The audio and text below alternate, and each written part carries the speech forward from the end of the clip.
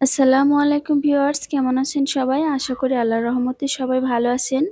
আজকের ভিডিওটা হতে যাচ্ছে খুবই গুরুত্বপূর্ণ, কারণ আজকে আমরা জানাবো গুপ্তধন কুষ্টিপাথর নাটকের ৯ নম্বর পর্বে কি হতে যাচ্ছে, কবে আসছে এই পর্বটি, আর আপনি কিভাবে সবার আগে দেখে নিতে পারবেন। তাই একদম শেষ পর্যন্ত ভিডিওটি দেখে ফেলুন। গুপ্তধন কুষ্টিপাথরের ৮ নম্বর পর্বে ইতিমধ্যে ইউটিউবে আপলোড করা আছে। এই পর্বে ঘটেছে একের পর এক রোমাঞ্চকর ঘটনা। মতি কিডন্যাপ করেছে কামালকে, অন্যদিকে বিল্লু চুপিসারে মতির বিরুদ্ধে ষড়যন্ত্র করেছে। ৮ নম্বর পর্বে দেখা গেছে কোষ্ঠীপাথর নিয়ে উত্তেজনা এখন চূড়ান্ত পর্যায়ে।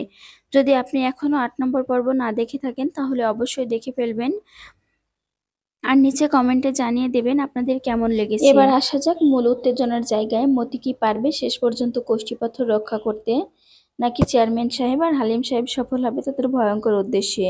আগামী পর্বে দেখা যাবে কামাল সম্ভবত মতিকে ছেড়ে দেবে, আর বিল্লু চেষ্টা করবে মতি তার বড় ধরনের ক্ষতি করতে। সব মিলিয়ে ৯ নম্বর পর্বটি হতে যাচ্ছে নাটকের সবচেয়ে থ্রিলিং ও টুইস্ট। এক কথায় এটা আপনি মিস করতে পারবেন না। অনেকেই জানতে চাইছেন ৯ নম্বর পর্বটি কবে রিলিজ হবে।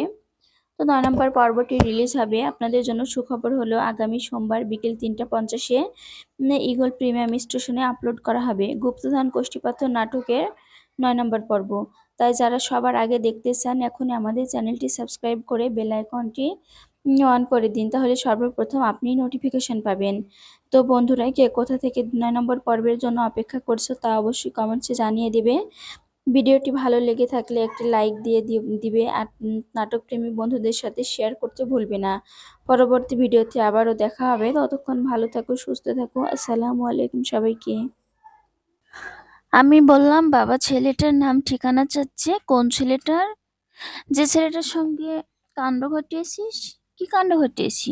আমার সঙ্গে ফাজলামি করিস তাই না? তুই জানিস তুই কি ঘটিয়েছিস? ইধেন তখন হেসে বলল, কি ঘটিয়েছে আমি বলো।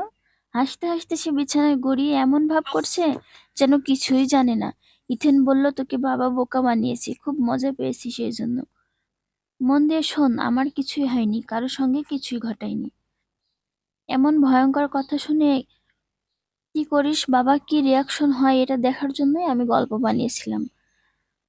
ভালো কথা। আমাদের